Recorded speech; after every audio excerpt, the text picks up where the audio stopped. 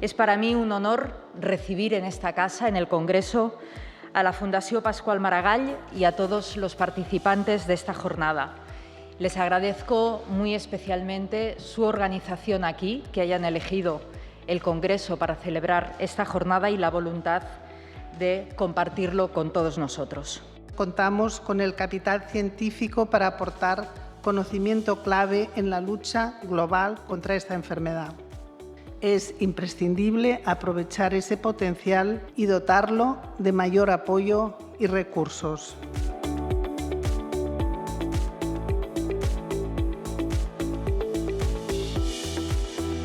Es urgente dotar de presupuesto el Plan Integral del Alzheimer y es imprescindible invertir en investigación.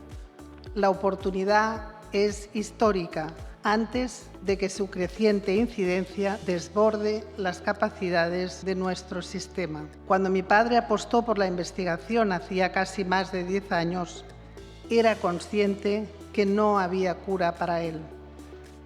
Hoy, afortunadamente, esta realidad ha cambiado. Está en nuestras manos conseguir evitar este mal a nuestra generación y a las generaciones futuras, tal como él ya imaginó.